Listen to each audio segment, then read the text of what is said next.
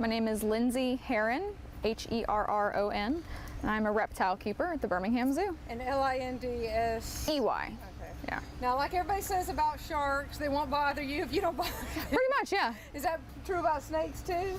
Yeah, snakes they're really afraid of us. I mean, we are so much bigger than most of the species here in Alabama that they think of us as predators. So if you see a snake, the best thing you can do wherever you are is just don't mess with it.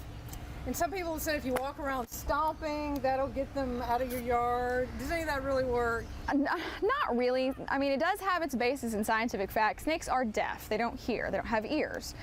So they do feel vibrations, and they can feel you walking through your yard. But stomping around like the Jolly Green Giant really isn't going to do anything except maybe make you feel better. Okay. Yeah. And so what do we need to watch out most for in this part of Alabama? Somebody said copperheads? Is that yeah, around here, copperheads, that's the most found venomous snake around here, but it's actually not that deadly. You're more than likely not going to die if a copperhead bites you. Okay, what about rattlesnakes? Are they very common?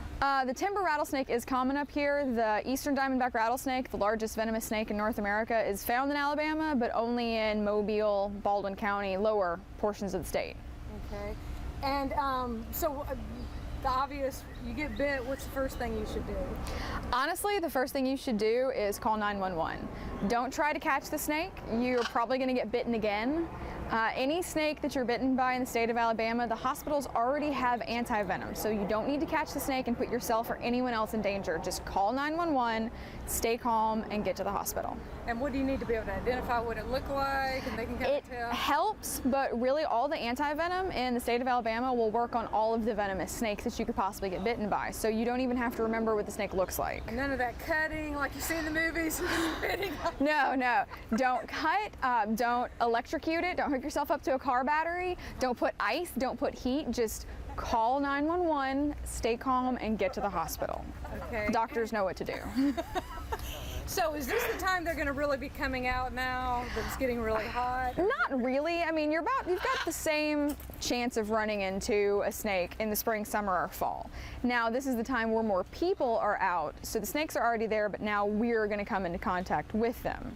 So like when you go to Oak Mountain, when you go to Red Mountain, just know what you're doing and be careful.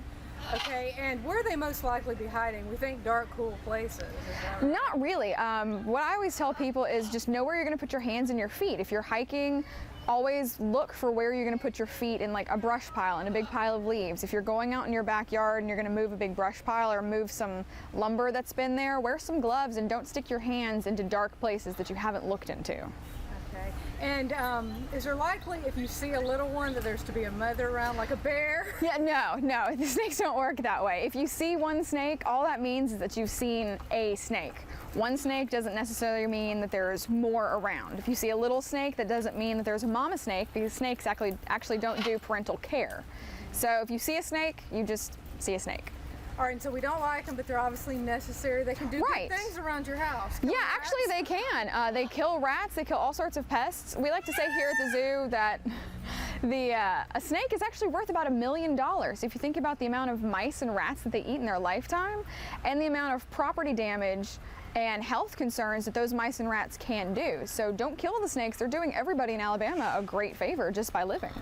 And is there any way you can identify a poisonous snake? I have heard the triangle head, that's dangerous. Yeah, that really doesn't work. A lot of water snakes actually have the triangular shaped head, so you can't go by that. The best thing to do is to either go online or get a book that identifies snake patterns. For example, copperheads have a copper color on the top of their head, hence their name, and they have an hourglass shape. They're the only snakes that have the hourglass on their sides. So if you see it, it's a copperhead. But the best thing to do for any snake, if you don't know what it is, don't touch it. That's what I tell everybody, even me, a reptile keeper. When I go out, if I don't know what a snake is, I don't touch it. And a lot of people, until I see it, I gotta chop their head off. I mean, snakes are really useful. I know it's a knee-jerk reaction and a lot of people are really scared of snakes, but snakes do a great job for the environment. And if we can keep more of them alive, it's better for everybody. Is there any stats on like how many bites there are a year? I mean, 5 to 6 people are going to die per year in North America of a snake bite. Now compare and contrast that with India, 30,000 people are going to die. So you have a far bigger chance of getting kicked to death by a donkey in the US than dying by a snake bite. And 98% of people who get bitten by snakes are male. Of that, 75% of those are between 19 and 25. Of that, 40% are intoxicated. So if you're smart, you pay attention to your surroundings and you just don't mess with them, your likelihood of being bitten and hurt by a snake is very, very small. All right, well, anything, is there anybody in the state though that keeps data? We couldn't find anything at the health department. Not really, because So rare? it's so rare. One person in Alabama dies about every 10 years. So it's incredibly rare for someone to die from snake bite in Alabama. We don't really have that many dangerous snakes here. Well, good. So you've dispelled about 55 rumors and myths about snakes. That's what we're here for.